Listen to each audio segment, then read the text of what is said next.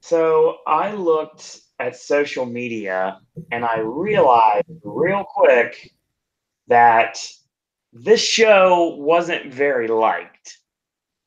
Now, I'll be honest with you guys. I had a chance tonight to go see Sean Paul, or I could have just stayed home and did nothing, which is what I did. I stayed home and did nothing. And it sounds like, for the most part, I made a good decision in doing nothing tonight instead of actually watching this because it sounds like we're back to business as usual with the WWE. Welcome to yet another pay-per-view podcast exclusively here on the Podcast Network. This is WWE Fastlane. My name is Owen. I am your moderator for this evening, and joining us, as always, the host of wrestling content here on this network, and that is Ashley. Yeah. Yeah. I can't be asked to play the music because you know what music will play for the entire show. Yeah. Don't get me wrong. There's elements of this show that were good. The problem is WWE, and I'm talking WWE, not NXT or NXT UK. Right. Is overbooking the fuck out of everything. Sounds like it. To a terrible degree. Tonight epitomized it. Thing to note, this show ran 15 minutes over. Well, maybe sort of between 10 and 15.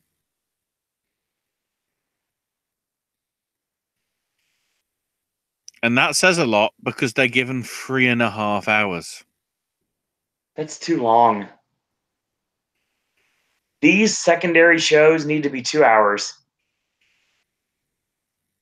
And to think that WrestleMania is going to be probably in the region of 4 to 5 hours. And that's not even including the kickoff show.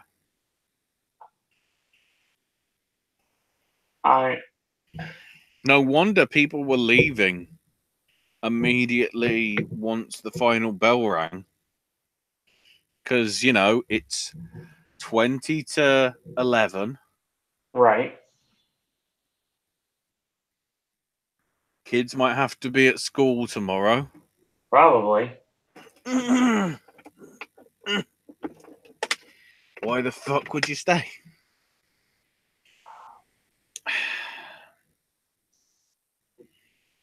And it was epitomized throughout the entire thing.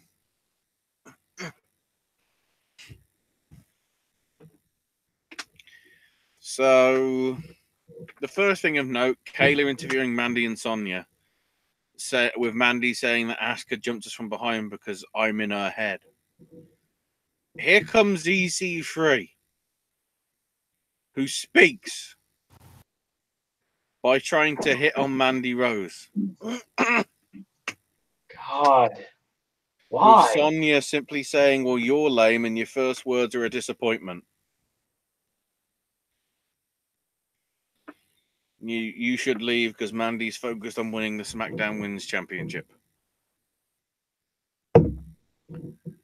So EC3, who's been brought in as this talent to watch, you know, and one of these great guys from NXT, is being shit on with immediate effect. God. If he hadn't been already. If they had nothing for him, they should not have brought him up. Heard anything about Lars Sullivan recently? Owen? I honestly don't really care anything about Lars Sullivan as a character. I care about him as a person. For good reason, especially because it's me we're talking about. But so now I don't care about him as a character. Carmella is passing around petition backstage for R-Truth to get a rematch with Joe, despite the fact that no rematches are allowed. Except she runs into Zelina Vega, so they argue. And then Joe comes up and says, how about I face R-Truth, Andrade, and Rey Mysterio and signs a petition? So, yeah, The Andrade Mysterio match isn't happening because it's now a rematch from SmackDown with Joe Andrade, Truth, and Mysterio. Are they going to at least do Rey and Andrade on SmackDown this week? I don't know. All I do know is there's no such thing as a rematch. Then why are we getting a legit straight rematch from 5 nights ago?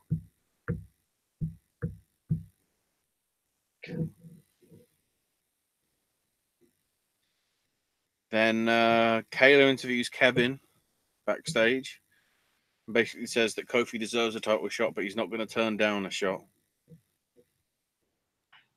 And then Kingston and the New Day appear, and he wished Owens luck, and Owens appreciates it, saying it means a lot, and they shook hands. Worth noting as well, WWE is now doing a WWE Now, so it's like a pre-show show, or a pre-show show. And it is worth noting, Kevin brought up AIW and John and Chandler dying 2 years ago. And now Chandler will be marking out to see him in a WWE title match in Cleveland. Wow. That's awesome. Which was an awesome touch. Totally. Sadly, it was on YouTube and wouldn't be referenced anywhere apart from on my Twitter because I'm following the right people. Yeah, I saw it on Twitter too. So New Day are getting ready for their only pre-show match, of which, by the way, we've got 20 minutes until the pay-per-view. And here's some random bloke with a piece of paper. And goes, Kofi, the McMahon family's requested you to come to their office for a meeting regarding the WWE Championship match.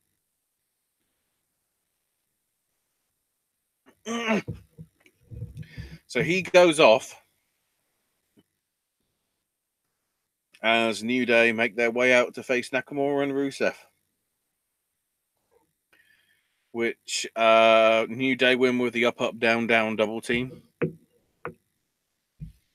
Which makes you wonder, what the fuck are they doing with Rusev and Nakamura?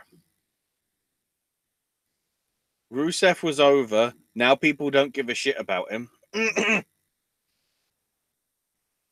Nakamura was over. People don't give a shit about him. And he's apparently got his contract expiring sooner rather than later. Makes me wonder if Rusev's contract's expiring soon. Probably. So we open with the Usos tag title match against Miz and Mac.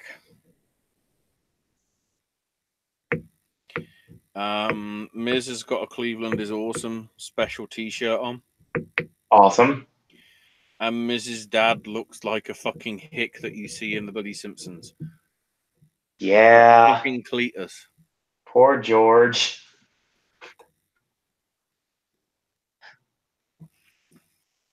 So basically, it was a good match, which was highlighted by a crazy finish. Basically, Miz had the match won with a skull crushing finale on Jay, but because Shane was still in the ring after being hit with a Samoan drop neck breaker combo, the referee was more interested in that. Never got there in time, and Jay was able to kick out before the referee could count to 3. Even though he probably was like a 4 or a 5 count.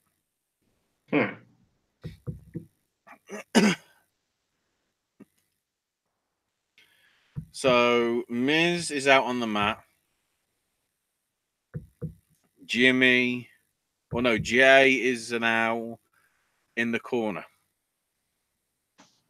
So Shane climbs up, ready for the coast to coast. Except now Jimmy climbs up because he's going to splash Miz. And they stare each other down. They both jump. And Jimmy gets drop kicked in the balls practically. by Shane. So then Miz is like, what do I do? He's looking to his dad, and his dad's pointing up, saying, go to the top, son. Go to the top. Goes to the frog splash. Jay got his knees up, rolls through. 1, 2, 3. Usos win.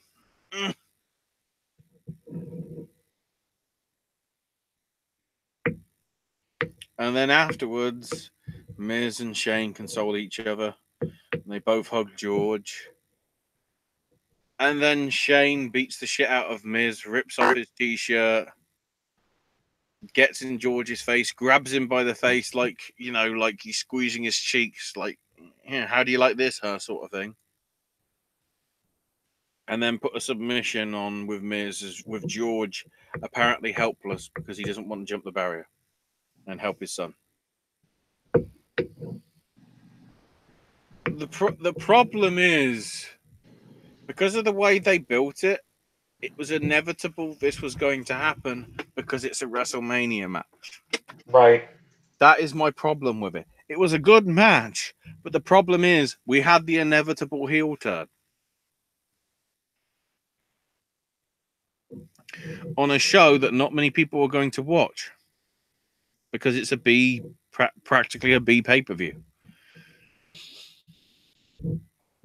So then the boring triple, whatever we want to call them, do basically a Shield rip-off promo and promise to beat Shield in the main event. And here comes Elias. He mocks Miz, mocks Miz's dad, mocks Cleveland, and says how he's going to LA with LeBron. Boos. Cut to black to commercial. Cut to black to commercial. Wow. Thanks, Elias. Next, we have Mandy Rose and Asuka. So,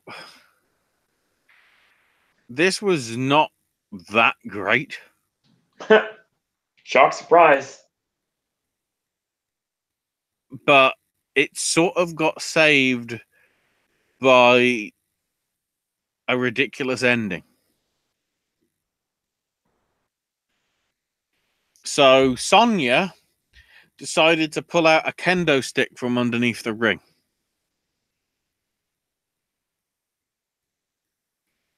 She then left it in the ring skirt on the apron so Mandy could use it. Mandy was not aware of this, managed to slip on it, and then Asuka hit her with a kick to her face that might have legit caused a concussion. It looked that good. Which meant obviously Asuka retained. And then Sonya tried to apologize, but Mandy just walked off. So another team has been split up, despite the fact we have a women's team division. God. What?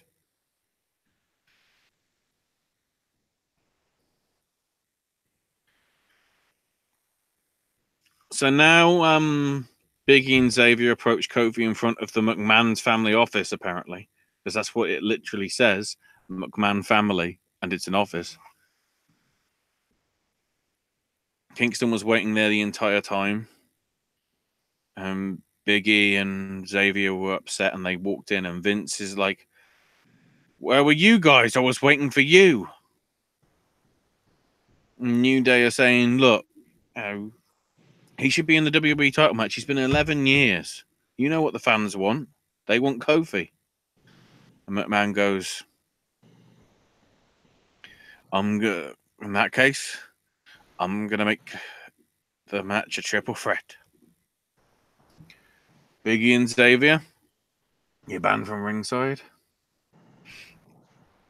And it's time for your match because it's up next." So Kofi goes out. And he's about to say, and his opponent. except a word comes through from the timekeeper. And I've just been informed that the WWE Championship match will be happening later tonight. However, the following match is a 2-on-1 handicap match featuring the bar where no tags are required. Huh? Yeah. So basically, we get, let me get the time, 5 minutes practically of the bar beating the shit out of Kofi Kingston.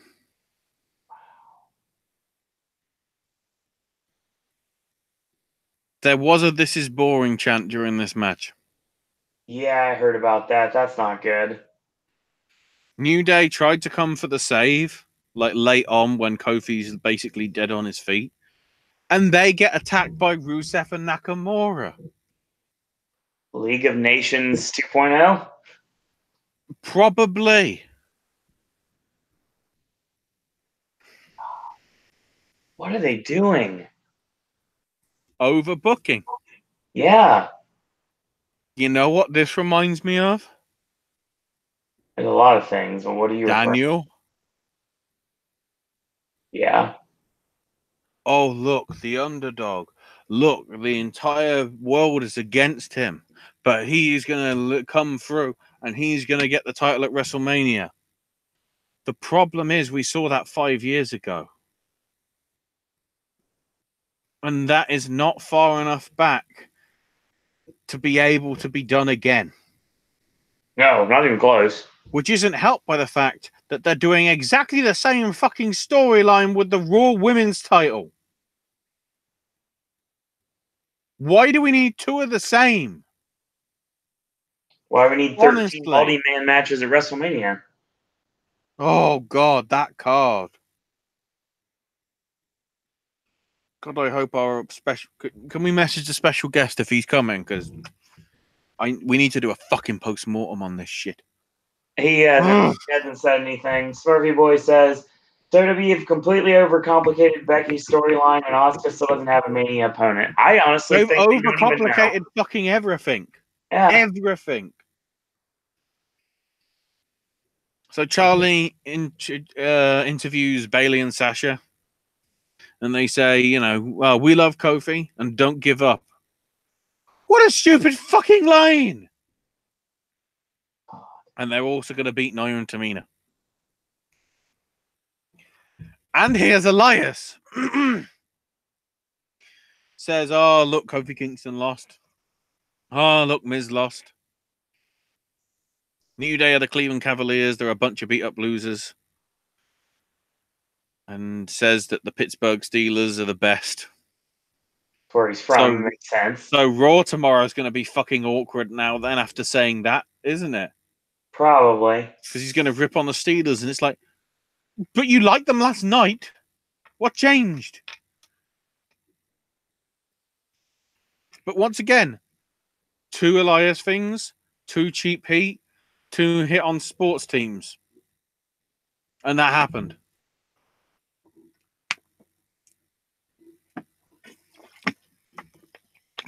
Sorry, I need a drink. You're fine. Shame it's not alcoholic. So Kayla is outside the McMahon family office. No sign of Vince in it this time. Wanting to interview Shane about why he did what he did to The Miz. And he just looks at her weird and shuts the door on her. And Kayla is shaking her head and looking straight into the camera. Oh my goodness. It was literally sort of like a, for dramatic effect. Why are you the fighter? It was just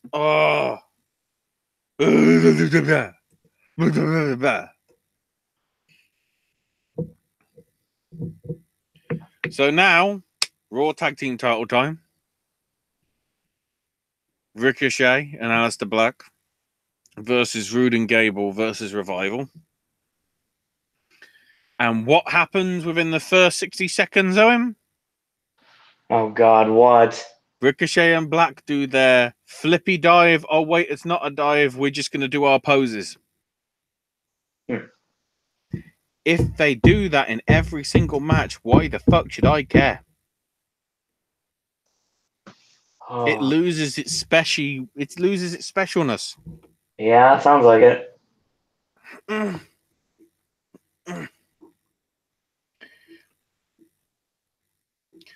So, basically, Dawson dropped Gable on the top rope. Revival hit the Shatter Machine, got the win, retain. And then Rude jumped the Revival. Black hit Black Mass on Dash. And Ricochet hit the 630, I think, on him, or maybe on Dawson. I'm not sure. Either way, this feud must continue for some fucking reason. Can someone tell me why this tag team is a thing? Because I don't understand why. That's a rhetorical question, isn't it? But this is, again, in this case with the booking, it's literally a case of you've got nobody else that can be a tag team, so you just literally put all of them in. Because you're that chicken shit scared of heavy machinery. They should be. They're terrible. Even though I can't remember who tweeted it, but somebody pointed out how Otis and what's his name? Tucker Knight. Otis and Tucker look exactly like the wrestling dweebs from Teen Wolf. Just Accurate. aged 25 years later. Accurate. So then we get to the 4-way for the US title. I can't shit on this. Of course It was not. probably just as good as the SmackDown one. Crazy shit. Truth doing the 5-knuckle shuffle. Mysterio over 619. Super kicks, Hurricane Ranas. Corkscrew planches. Power slams. Whole heap of shit. But eventually, Mysterio basically hits a 619, goes for the splash. Joe rolls out the way, immediately locks on the Coquina clutch. Mysterio's arm just goes limp. The referee doesn't do the whole move it 3 times like they used to do. I don't know what happened to that. And Joe wins we've just put this match to fill time on this show, didn't we? On a show that ran over, so why did the fuck did we put this on the show? Why did the show run over is my question. Because it went 15 minutes over. Why? Well, we had 10 matches. Why? We had that again. I'm hoping that's a fucking rhetorical question because we had 10 matches. Don't need 10 matches. Not only On a B show, we do not need 10 matches. Then again, the rumor is we're getting 16 for Mania. 16. The only reason I'm even doing a Mania show is so we could do a live show so I could rip on it live.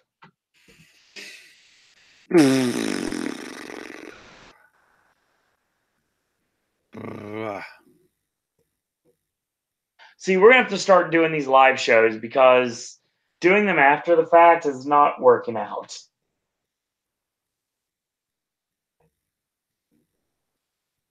Yeah. So I'm trying to get the actual rumored card up so we can fucking rip the shit through that in a minute. You mean Multi-Man Mania?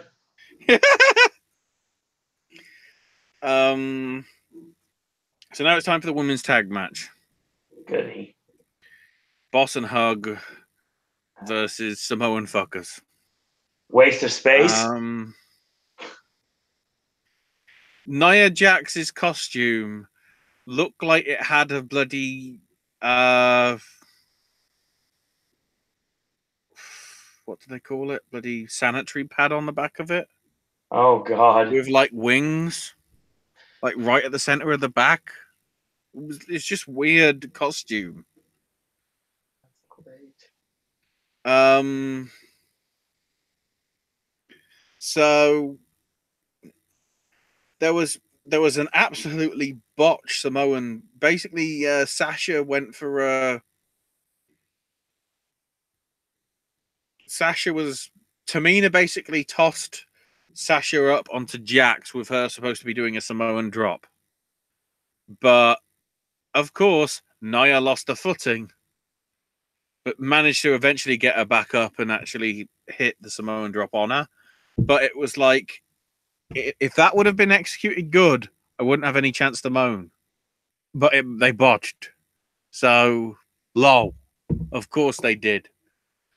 It's the Samoan botch machines. Wow. So yeah, Nia basically tried to go for a power bomb. Bailey reversed it into a Hurricane Rana with a roll up, and just got the win out of nowhere. No real finishes were done. No bank statements. No. I think there was a Bailey elbow, but Tamina broke it up. But it's like, ugh. And then they won, and Jax and Tamina immediately jumped Sasha and Bailey, attacked them. Um, Tamina hit Bailey with a super kick. Nia tossed Sasha over the announce table. If she injured her, great job. She's ruining more WrestleMania matches. And then, for some reason, Beth is standing in front of the announce table. And Tamina and her went face to face. And Beth attacked her. Yeah, Beth was on commentary for this one, just randomly. And Jax jumped Phoenix from behind, threw her in the ring. Then imagine she was Dwayne by running from one set of ropes to the other set of ropes, then sort of pausing, going, ha! As if she's Batista, I guess. And then doing the leg drop. But it was done, yeah, rather than just her flowing and doing the leg drop, she bounced off the ropes, stopped so she could do the ha thing, and then continued on. So logically, it made no sense. Then Natalya comes down from backstage to make the save, but Tamina super kicks her. So I think the angle is going to be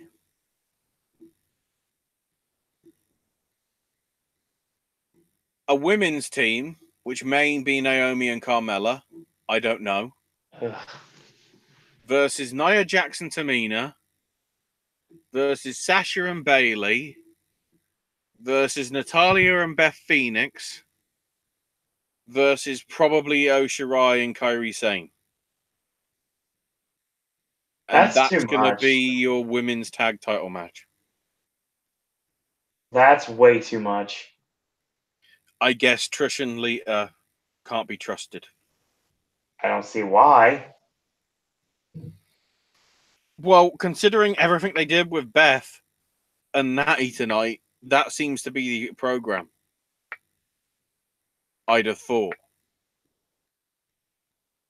Which then is making me wonder if all these women are being used in this tag title match. Are there only going to be like 4 women in the women's battle royal? If there is one.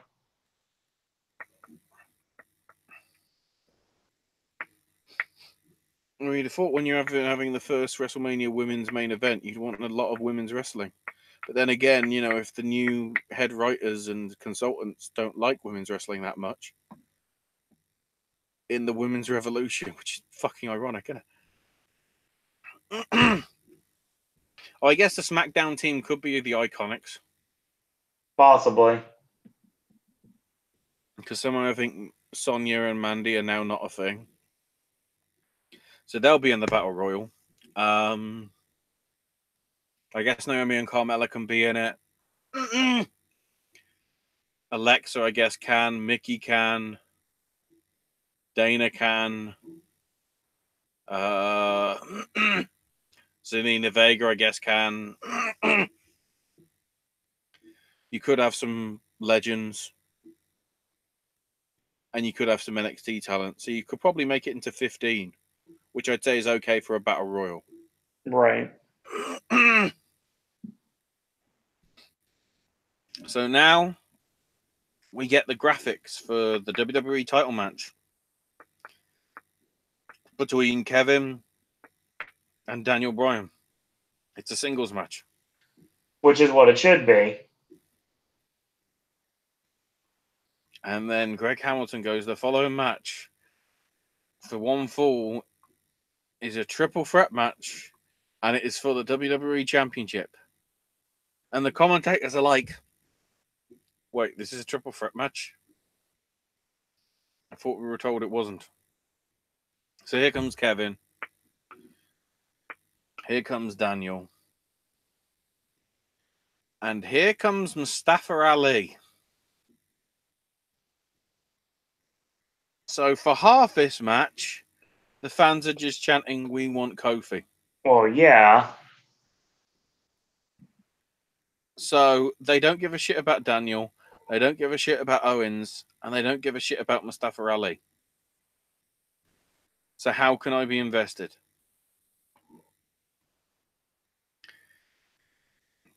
Eventually they did, because there was some interesting stuff. There was the usual PWG apron spot. Of course. Yeah, basically, Owens got backdropped by Bryan on the apron when he was going for a powerbomb. Bryan missed a knee on Ali, went into the ring post, laid down on the apron. Ali hits a 450 on Bryan on the apron. Rowan pulls out Bryan for the save. Then Rowan gets a super kick from Ali, a super kick from Owens, and then they double super kick him. Ali gets a Hurricane Rana on Rowan. Owens as a dive. Then Ali and Bryan go on the top rope. Bryan pushed him off to the floor. Ali landed on his feet and then hit a tornado DDT off the turnbuckle because he went back up onto the floor where Daniel was. Charged at Owens, but Owens pop-up powerbombed him on the apron. Then Rowan came back from out of nowhere, throw Kevin into the timekeeper's area. Bryan goes to the pin. And Mustafa Ali kicks out. And then Ali went for another tornado DDT off the top, but Bryan caught him with the running knee. And then just randomly, Rowan attacks Mustafa Ali afterwards, because of course he does. This match was good and got really great at the end. But the problem is it's been overshadowed by the overbooking that they're having to do for Kofi Mania. I get what they're trying to do. Right. But they're doing it in such a sort of razzmatazz behavior. You know, it'd be the equivalent of a backyard wrestling match, but we have the same pyro that they get at Saudi Arabia shows, considering they never do pyro at any other WrestleMania events ever, do they? Right. Because it's too loud, but in Saudi it's allowed.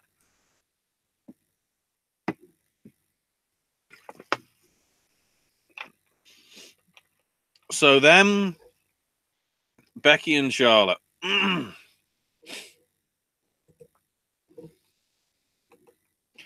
Becky is still on a crutch.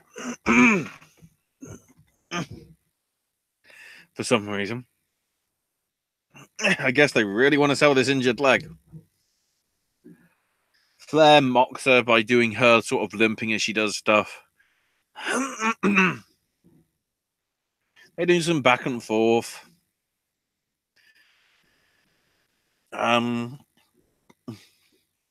Basically, Lynch puts on the disarmer, manages to lock it in.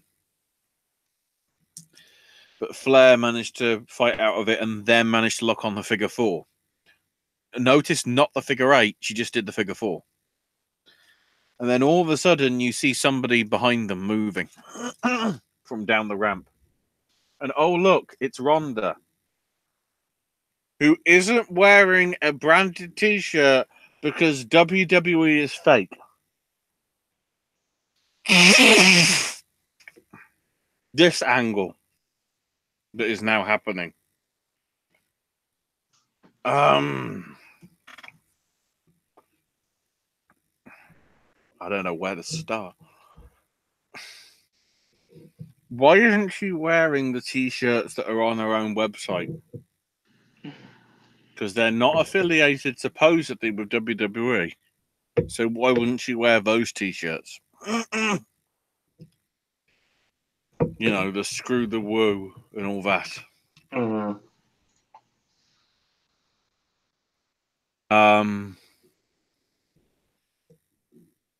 I'm actually trying to see if they're available. Yeah, Damn the Man, No More Mrs. Nice Bitch, and Screw the Woo are $25 each. And they're only on RondaRousey.com. They're nothing to do with WWE. So why wasn't she wearing them? You'd have thought that would be a reasonable thing to do. Guess not.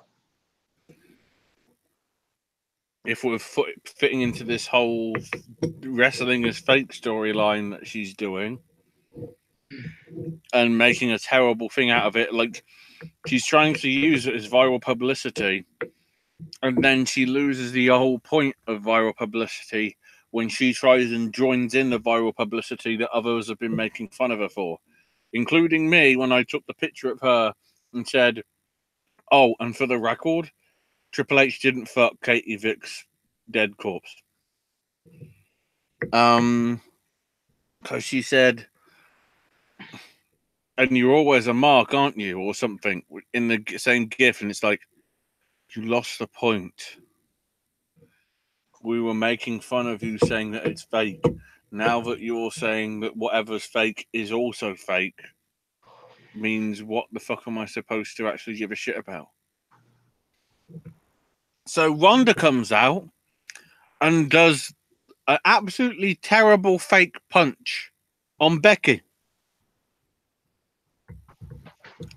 And Charles Robinson is like, what the shit's going on? Which I was thinking, because if this is for the Raw Women's Championship shot, why is there a SmackDown referee doing it?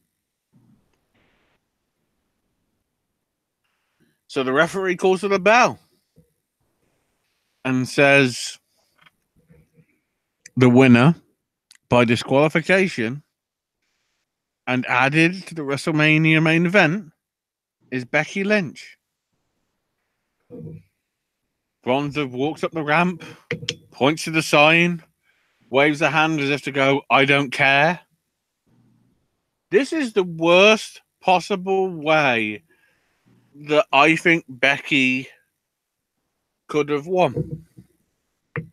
It's not a good idea. Well, Becky could have gotten this triple threat. The second worst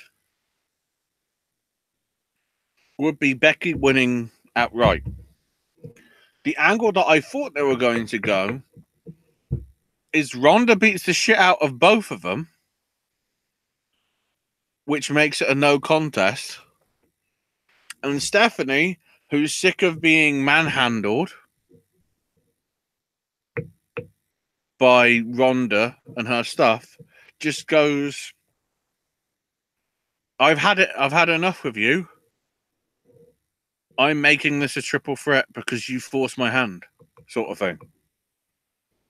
and then she can do her whole heel shtick, which I think was the better angle that you could have done. But by Ronda just coming out, looking angry, doing a punch which looked absolutely fake as absolutely terrible, standing there, smiling because she got Becky in the match because she wants Becky as well. Charlotte not knowing who to piss off, or who to beat the shit out of. Be it Becky because of the feud that they've had going, or be it Ronda for basically making her one-on-one match with Ronda now a triple threat. And just everything. Which would have been solved if Ronda beat the shit out of both of them. And went on top and could get the heel heat completely. To try and emphasize her as the heel. But that was too fucking easy, apparently.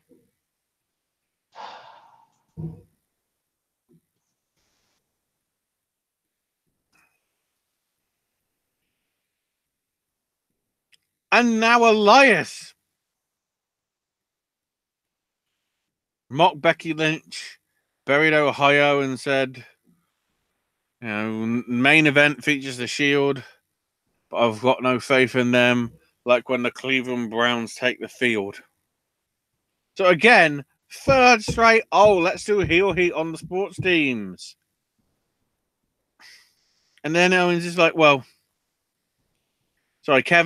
Elias is like, Cleveland is the worst city to host the final pay-per-view before WrestleMania. And I'm going, no, Saudi Arabia will be the worst city to do before WrestleMania. And he's pleased that he wasn't interrupted in his performances. And he wishes everybody a good night. And then here comes Lacey Evans. Oh, God. Who makes her way out. Walks down the ramp. Turns around. Walks up the ramp. Elias is looking on. Puzzled. RKO from out of nowhere. Only. No, that's what happened. Randy Orton come in, hits an RKO. And then from out of nowhere, AJ comes around with a phenomenal forearm. Why are they doing SmackDown angles on a Raw pay-per-view? We're building up to a WrestleMania match between them on Fastlane involving a fucking Raw talent. Well, I just said, that makes no sense.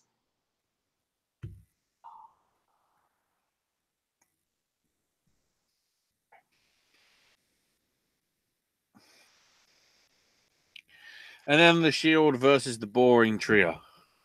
Well, sorry, no. Drew McIntyre and two twats. God.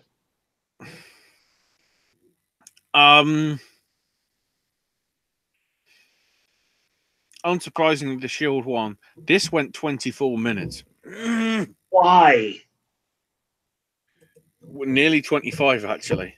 Well, because they wanted to do a load of stuff. Roman didn't do a heck of a lot. It was mainly focused on Ambrose and Seth doing a lot of the work, especially when they sort of split up. Corbin and Roman were in the ring. And then the other four fought through the crowd, sort of near the area where the kickoff panel table is. Ambrose jumped off on it, but the heels caught him. And then Seth either jumped from the stands or jumped from the boxes, so it looked like he jumped from the stands. And all four got laid out on the floor. So then Reigns hits a Superman punch for a near fall. The Shield show up, ready to do their stuff. Except from out of nowhere, after everything that happened, Drew and Bobby just jump Seth and Dean again. and they got up on the apron. Superman punch to both Drew and Bobby, and then Corbin hits End of Days, which the Shield managed to just about break up before Roman had to get his shoulder up to make it not awkward.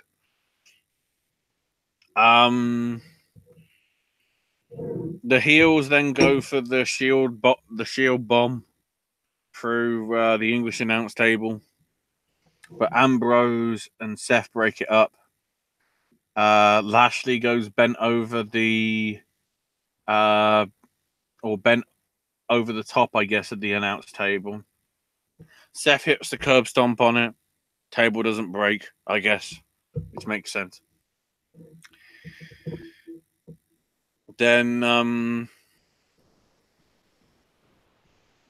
Corbin gets speared, thrown in the ring, and then they grab Drew and Cerberus bomb him through the Spanish announce table. The German table survived. The Corbin was surrounded a la old school Shield style. The fans were chanting, "This is awesome." I was like, it's mildly good. I wouldn't say it's awesome. Rollins with a super kick, Reigns with a Superman punch, Ambrose with dirty deeds, and then one last time they do the Cerberus bomb on Corbin in the ring. Roman pins Corbin. I don't even know whether they were the legal men. They may have been. Who knows? Clusterfuck. Who cares? Shield celebrate in the ring. Keep stressing that Dean's contract is running out. Dean's contract is running out. Dean's contract is running out. This is the last time you'll see the Shield ever together. God, I hope so. Which makes me think, one, Dean isn't actually leaving because they are hamming this up way too fucking much. Yeah. And two, Shield are reuniting the Raw after Mania, aren't they? I hope not. Blatantly. I don't care.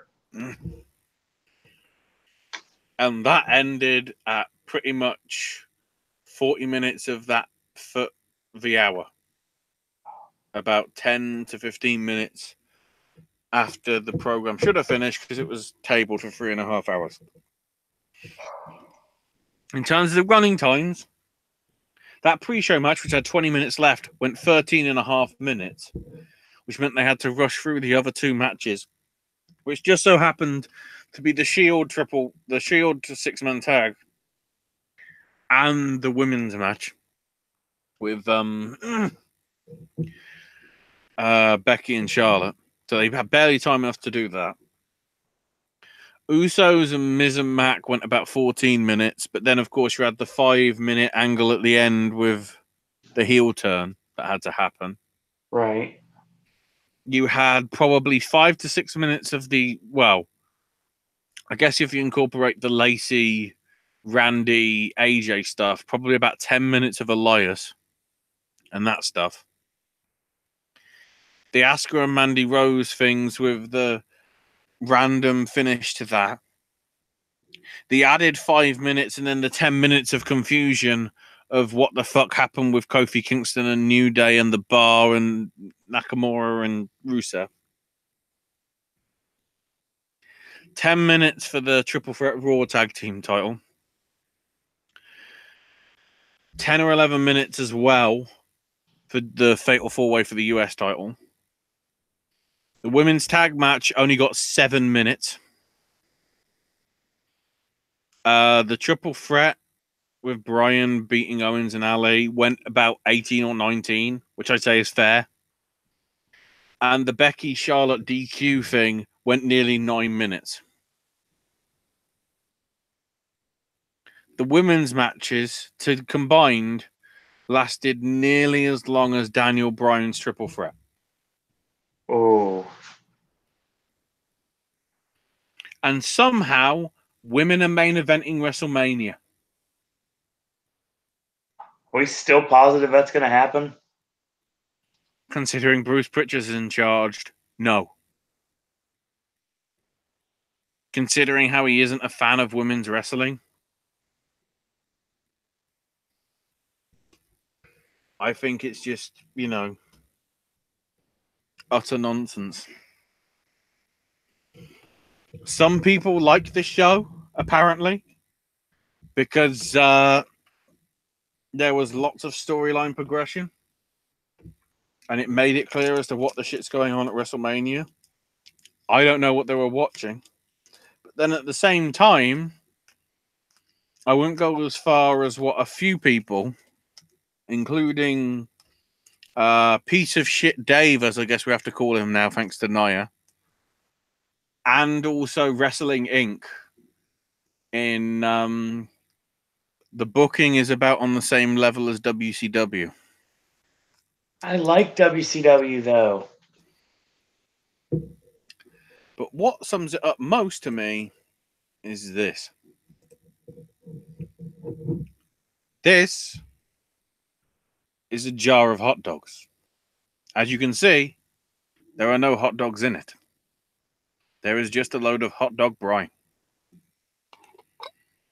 This show is making me down this in one. Good God.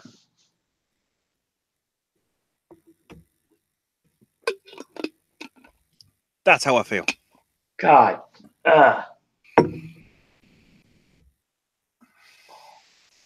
You see that shit's empty? That's because I'm real. I'm channeling Chuggo. There you go. Oh, come on, fucker guy. It's terrible. See why I don't care about this product anymore? Why I don't watch this stuff anymore? 1 step forward, 35 steps back. I don't know what they're trying to do to try and get anybody invested, interested. I had a brief glimpse as to this whole new thing that apparently WWE is doing. The watch along. Did you see this? I saw something about it. I don't know what's going on though. By the looks of it, Kathy Kelly was going to be with Pat McAfee all night. And I guess Alexa, because of the way she was dressed. The brief bit I saw Christian there and Devon. Just Devon. And randomly just eating like crisps in the background on stools with the Iconics. I turned it off because I couldn't get the feed working properly. All right. I had too many things running. So I'll have to probably scan through that. But I believe Mustafa Ali was supposed to be on it. But I guess because of all the shit that happened, that didn't happen. So I don't know. But apparently that is now going to be a thing. They aren't doing Talking Smack or anything like afterwards. They're just doing watch-alongs for the shows. Which I don't know what that means in terms of watch-along for bloody WrestleMania. Well, I mean, I'm looking at the shows here. Like, they have rumored cards and everything like that.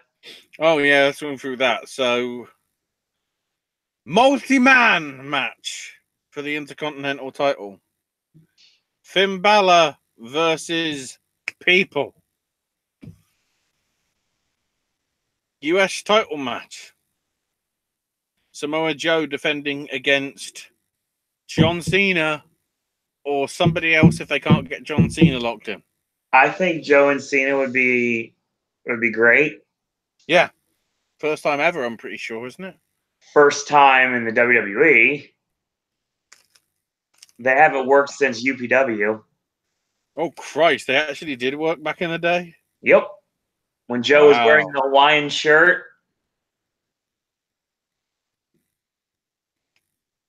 Cena was the prototype.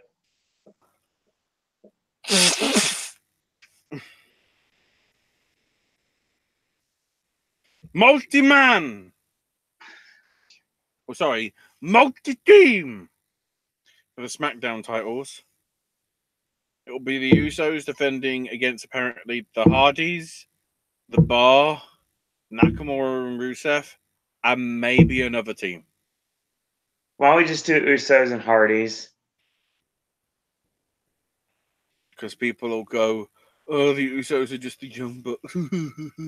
Yeah, do Usos and Hardys, and after the match is over, announce that both teams are leaving. Yeah, but the Usos can't be the Young Bucks anymore because they haven't got El Phantasmo in their ranks.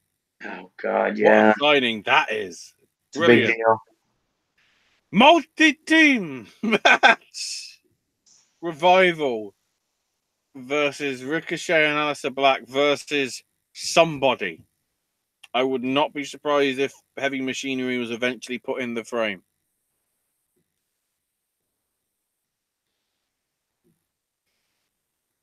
Then multi-team match for the women's tag belts. So it tentatively says Raw team, SmackDown team, NXT team, and Sasha and Bayley. The Raw team probably could be Tamina and Nia for some reason. I don't know why either. The SmackDown team makes sense to be the Iconics. Because they should have been on this in the first fucking place. The NXT team, I'm now wondering because of if the plan is for Io or Kyrie to get the title in the four-way for NXT, whether they think they won't be ready to actually have the following night for a title match, or sorry, 2 nights, I guess we should say. Why don't you just do 4 horsewomen as the team and do Shayna Baszler against Asuka Mania?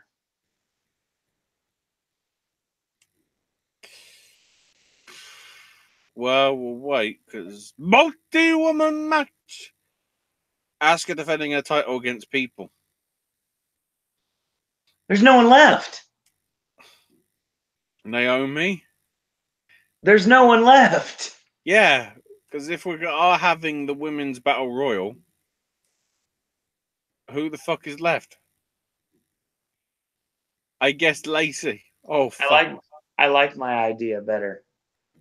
What about Nikki fucking Cross? We get a rematch with that. Yeah, she'll be in the battle royal, sadly. Asuka can win it, and I won't care because Asuka versus Nikki Cross will be a better match than anything that Lacey Evans can do because she's not a wrestler. She's terrible. If they keep bringing her out and doing nothing with her, why the fuck should I care? She's Lana. Yeah, but Lana had potential. She still does. And they fucked her. How can she can't? She's a heel now. When there was face, there was perfect angle stuff there.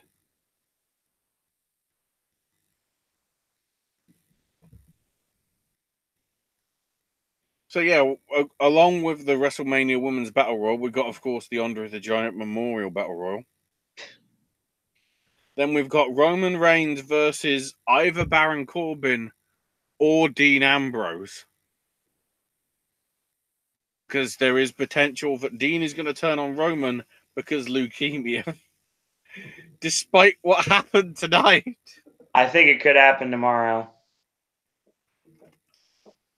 It almost has to if they want to set that up. I fear it's going to be Corbin, which I'm guessing is just an easy way for Reigns to just have a normal one-on-one match. Hopefully. Miz versus Shane, which is why I wasn't surprised by anything. AJ versus Orton, which is why I was surprised to see him tonight because I thought we'd already done that tease at the end of SmackDown and we could just do it on television rather than do it on Fastlane. Batista versus Triple H, which will obviously progress along tomorrow with the Raw in Pittsburgh. And then we've got Buddy Murphy versus the Cruiserweight tournament thing, which I've completely forgotten who's in it. So, Nice and Gulak. I guess Nice, you think? Probably. And then Lorcan versus Cedric would probably be Cedric. Yep. And then Cedric wins. Yay, Cedric Buddy Murphy again. And Cedric gets beaten by Buddy. And Kushida debuts after Mania.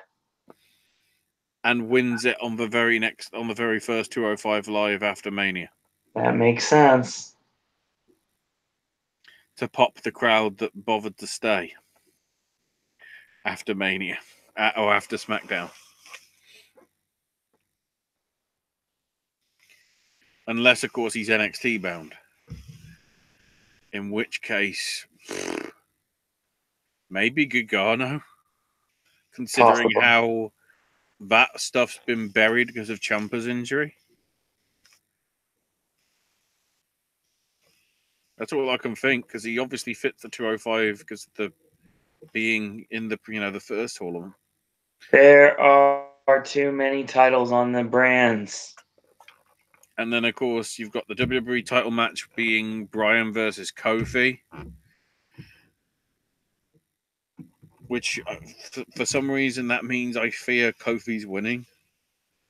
But they've done it in such a way where it's like, why should I give a shit? Because Kofi is Stone Cold, which is Daniel Bryan, which is Becky Lynch. Speaking of Becky Lynch, of course, you've got that triple threat. And then you've got fucker that never shows up or shows up when he wants to versus Seth Rollins for the Universal title, which is 16 matches in 5 hours. That's way too much. Which doesn't include adverts, WWE Network promo, thanks to the 14,000 artists that do the WrestleMania songs, and the Hall of Fame parade, and the anthem. Or, yeah. Is it? No, it's America the Beautiful they do, isn't it? Yeah. Not the US anthem. But it's just, oh. It's overkill. Yeah. Despite the fact that there were some good matches and it's overall probably an average show.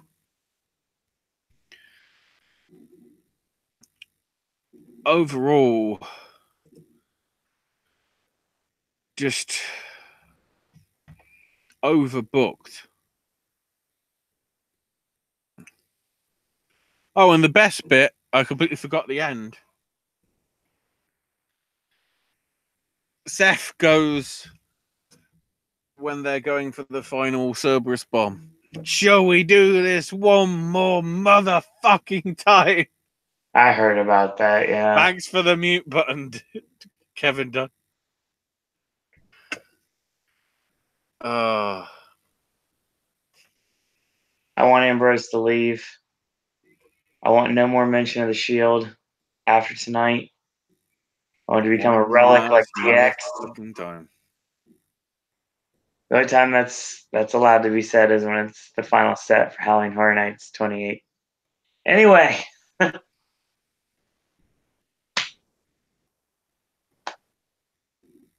I don't care. These shows should be 2 hours long. Pay-per-view should be 3 hours. Raw should be 2 hours. SmackDown should be 2 hours. Mm-hmm. There's an argument NXT should be 2 hours. I don't know. I'd say NXT, you could do 2 hour specials if you wanted to, occasionally. Right. But I think an hour is just right because it just seems concise enough. An hour, okay, an hour television and then 2 hours. Especially when I'm pretty sure, I just need to double check. Isn't this week the entire first round of Dusty Classic? The Dusty Classic. I'm pretty sure. No, that was last week. But you literally had 4 tag team matches that were very good in the space of that entire hour, on top of a Velveteen Dream Matt Riddle promo. And also some promo with the women as well. So you had 4 wrestling matches and other stuff in the space of an hour. And it didn't feel rushed, and it didn't feel overly long. It was just right. So in essence, perhaps you can just cope with NXT for an hour, probably. All right. I mean, if you combine it with NXT UK, that's 2 hours, I guess. You could do it as a double bill, which, of course, if you watch NXT when it's on at 8, NXT UK is after, so it's sort of there anyway as a 2-hour double bill. Interesting to note, I'm guessing they must be doing some UK TV tapings at Access, because the next tapings aren't until end of April, I think, in Scotland, which is in or around the time of the European tour. That's another thing that I want to get into. I looked through the schedule of what they've got coming up, and I'll have to bring it up again to make sure I have it accurate. But I'm pretty sure WWE is going to be slaving away on some of these guys. So, obviously, Raw and SmackDown after Mania in Brooklyn. The following weekend is the following week, I should say, is the Superstar Shuffle in Montreal over both nights. There we go. NXT UK in Glasgow in Brayhead. So then we've got Des Moines, Iowa and Lincoln, Nebraska. And then Lexington, Kentucky and Columbus, Ohio. Then the rumor is that WWE is going to Saudi Arabia. I think it's Friday, May the 3rd. I think that was the rumored date, wasn't it? I believe so.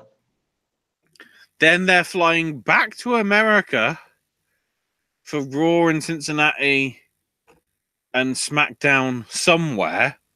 That venue hasn't been listed yet.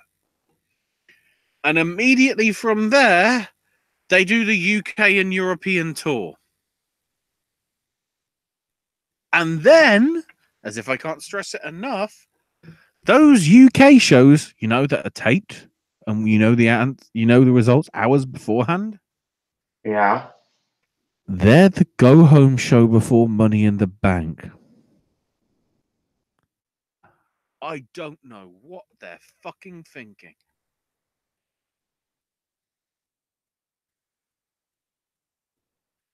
Honestly. Fucking confused.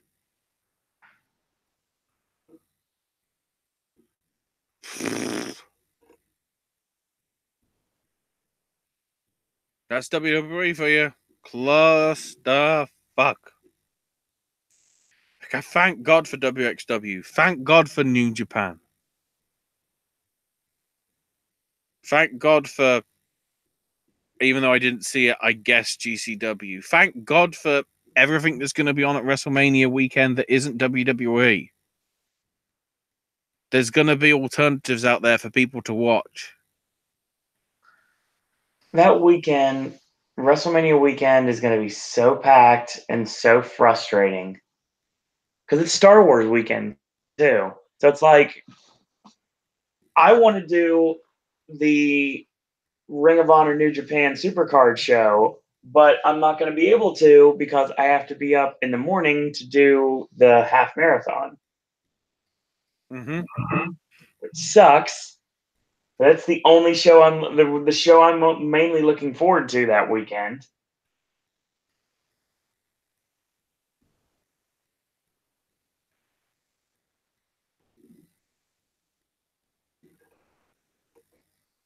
I'll have to figure it out. As I say, Fastlane was an okay show. It was probably better than it should have been. But the problem is with some of the stupid booking decisions that they did, and the overcomplicatedness of it, it just has to be.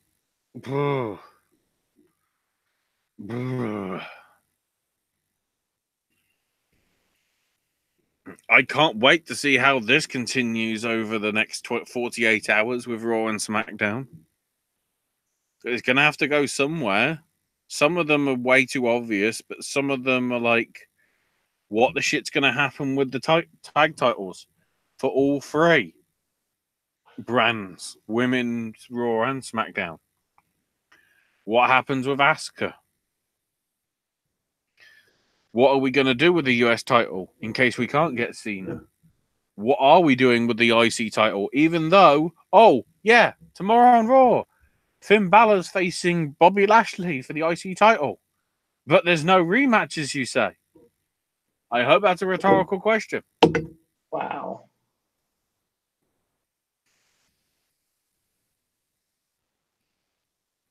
And that's the story. I think we're done. Yeah. I'm just looking forward to New Japan in a few hours. See how that finishes off. So we've had some shit matches, I will be honest.